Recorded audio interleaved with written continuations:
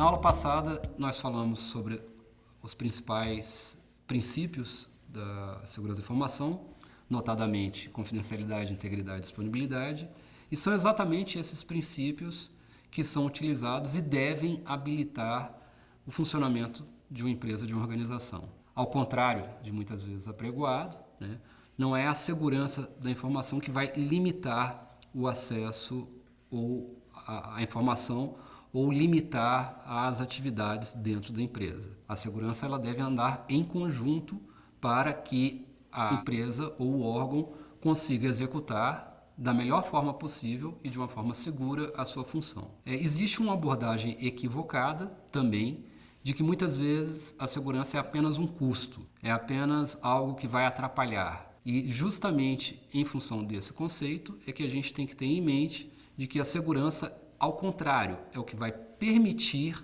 a prosperidade da organização. É aquilo que vai garantir que a organização vai atuar de uma forma adequada sem que os dados vazem, sem que ela seja invadida, sem que ela tenha algum segredo roubado. Para um adequado tratamento, a gente precisa pensar que é necessário ter um processo muito bem estabelecido, procedimentos bem mapeados. E nesse sentido, o SANS Institute ele disponibiliza um modelo de 6 etapas, que a gente vai descrever agora em detalhes, que deve ser utilizado para poder compor uma solução na qual a resposta a incidentes, junto com a forense digital, esteja pertencendo ao escopo de segurança da informação dentro da organização. Conforme podemos observar na figura, temos as 6 etapas. A primeira é a preparação, na qual se segue identificação, contenção, erradicação, restauração e lições aprendidas. Pela figura, a gente também observa que cada uma das etapas, elas se retroalimentam, assim como podem fazer uma referência à etapa anterior. Então, ocorrem situações na qual, após uma identificação, por exemplo, é feita a contenção e durante a contenção observa-se que algum aspecto novo surgiu, sendo necessário voltar à etapa anterior de identificação para identificar corretamente qual é o ativo ou qual o aspecto de segurança da informação que tem que ser abordado. A etapa de preparação, então, nós temos que definir exatamente quais os aspectos de segurança que precisam ser abordados. Entre eles, temos uma equipe que tem que ser definida quem vai responder pelo incidente, quais os papéis que cada um dentro dessa equipe irá atuar. Precisamos também de um checklist para poder estar devidamente e adequadamente preparado para responder os incidentes. E é claro que essa preparação ela vai depender muito conforme o tamanho da organização. Às vezes é comum que a equipe seja composta por funcionários e pessoal de outras áreas, não focados exclusivamente, mas nas empresas maiores, um grupo e um time específico de resposta a incidentes faz-se necessário em função da quantidade de incidentes que têm que ser tratados constantemente. Então, após a preparação, entramos na fase de identificação. Uma das fases mais críticas, tendo em vista que a gente precisa fazer uma distinção entre o que é um evento e o que é um incidente. Conforme a gente pode observar, a definição de evento ela nos traz que pode ser uma situação comum ou corriqueira. Então, digamos que houve uma atualização de um sistema operacional e é necessário um boot ou um reinício do equipamento.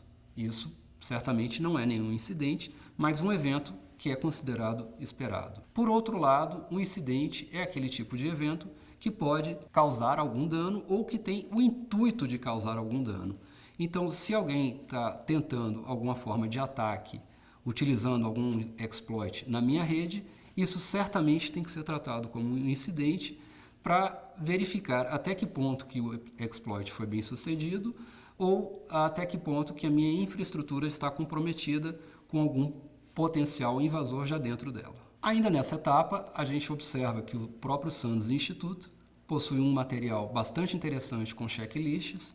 A gente tem a referência aí mostrando agora no vídeo para vocês, então de uma página que vale a pena acessar para baixar esses documentos, porque eles serão bastante úteis no tratamento no caso de algum incidente, para poder verificar qual a extensão daquele incidente. Além desses checklists do Sanders Institute, o Lenny Zeltzer, também segue o link aí no vídeo, também disponibiliza diversos materiais que auxiliam nessa identificação.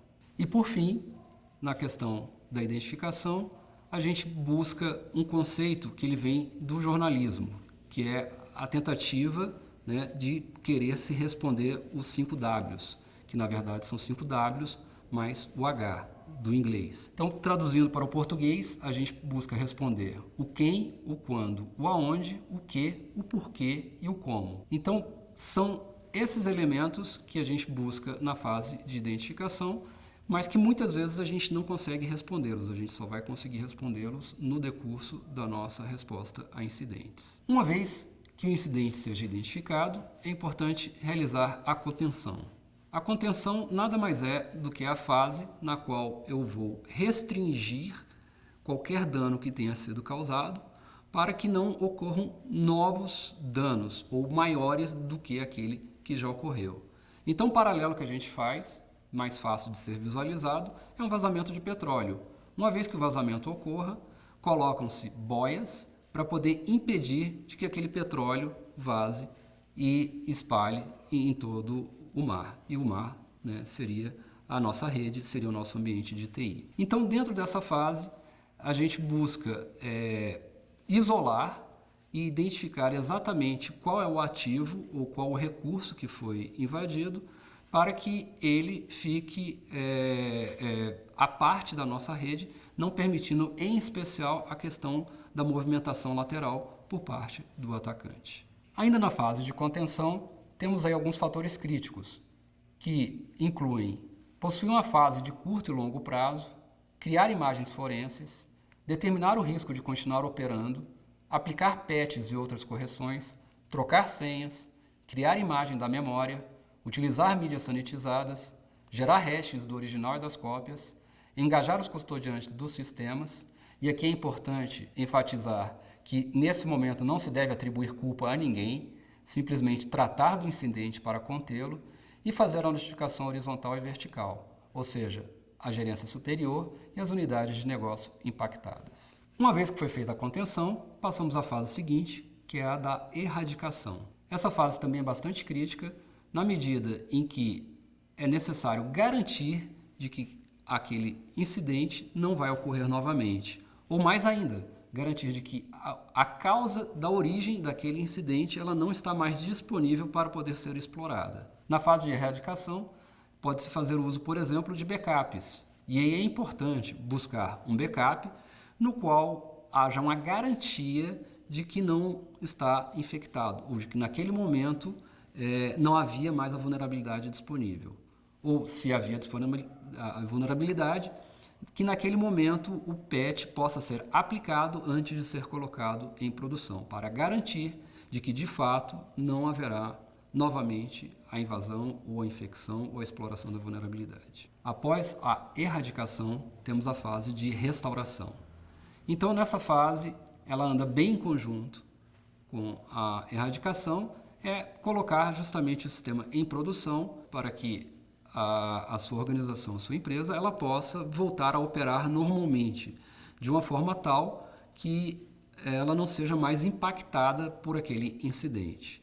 E aí aqui cabe bem mencionar, lembrando aí os nossos princípios básicos da tríade da CID, que, por exemplo, para uma empresa de comércio eletrônico, a disponibilidade seria talvez muito mais crítica do que a confidencialidade para um órgão público. O órgão público ele vai precisar tratar como confidencialidade determinados documentos, inclusive no nosso caso, que correm sob segredo de justiça, enquanto uma empresa de comércio eletrônico ela precisa muito mais estar vendendo do que estar se preocupando propriamente com a confidencialidade. O que não quer dizer que os 3 aspectos de confidencialidade, integridade e disponibilidade não precisam ser tratados. Todos eles têm que ser tratados. É apenas uma questão de priorização de cada um dos aspectos.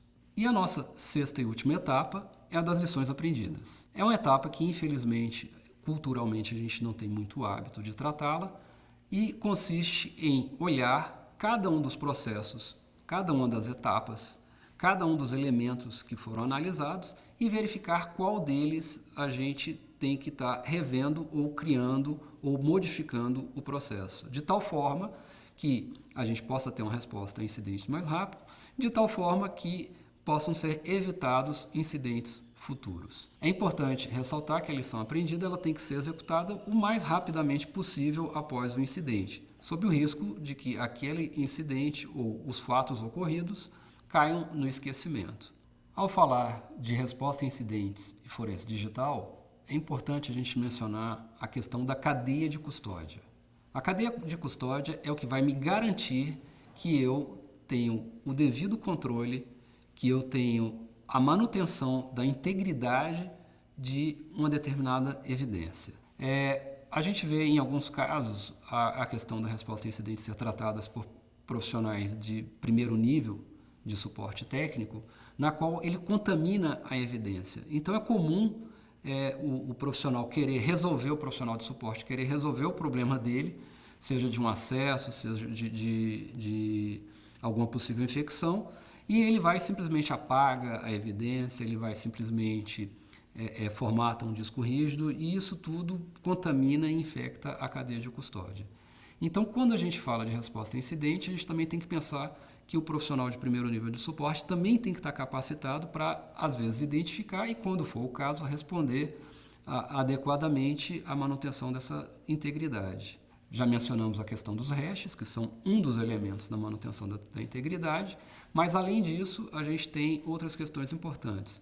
Por exemplo, a gente tem visto uma tendência para esse ano de 2019, é a questão do aumento da utilização de softwares maliciosos, no qual eles ficam somente residentes na memória. Então, um profissional de resposta a incidente ele tem que estar capacitado a também saber capturar a memória para poder ser utilizada como evidência. Porque uma vez que seja formatado um disco e um computador desligado, um malware que fica exclusivamente residente na memória, ele não vai estar mais disponível e a investigação fica toda prejudicada. É certo que isso tem que ser definido por meio de um procedimento que, conforme o nível de conhecimento do profissional, é que será possível executar isso daí. Sobre a questão, então, da captura da memória, vale mencionar que ela é só um exemplo, né? A gente teria vários outros exemplos, como, por exemplo, a própria captura das conexões de rede. Uma vez que o malware detecte que, por exemplo, ele foi desconectado da rede, ele pode simplesmente executar um procedimento de antiforense de apagar-se, se auto-apagar.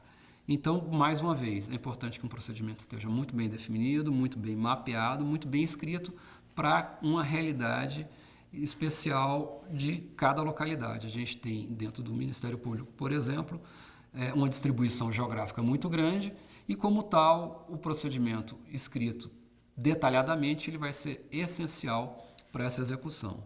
Sobre o procedimento escrito, vale a gente mencionar o Manual de Cópias Forenses, que foi criado em junho de 2018 e está disponível, né, pela SPEA para todos, com definições muito claras de como se deve realizar uma cópia forense de um disco rígido, de um pendrive, em função dos recursos disponíveis. O ideal, é claro, sempre é utilizar um bloqueador de hardware, mas se esse bloqueador não estiver disponível, no nosso manual a gente tem mapeado quais as soluções possíveis. Hoje um dos problemas é a gente ver em algumas unidades receber uma evidência digital e, por exemplo, um pendrive, né, e conectar esse pendrive no HD e acessar os arquivos que estão ali. Ao fazer isso, obviamente, a cadeia de custódia pode ser comprometida. Então, o objetivo desse nosso manual da SPEA é justamente permitir a manutenção dessa cadeia de custódia, seja onde for, bastando a leitura e a implementação do que está ali colocado. Como tal, nos próximos meses, a gente também vai estar elaborando outros documentos, na condição aí da Secretaria de Pesquisa e Apoio Pericial, e isso, obviamente, vai estar disponível não apenas para o MPF, mas certamente que também para os demais ramos do MPU. Então, com isso, a gente finaliza a nossa aula 2, na qual nós descrevemos um modelo de 6 etapas definido pelo SANS Institute para resposta a incidente e forense digital. Definimos também alguns aspectos importantes na questão da manutenção da cadeia de custódia e, mais uma vez, agradeço a presença de todos e até a nossa próxima aula.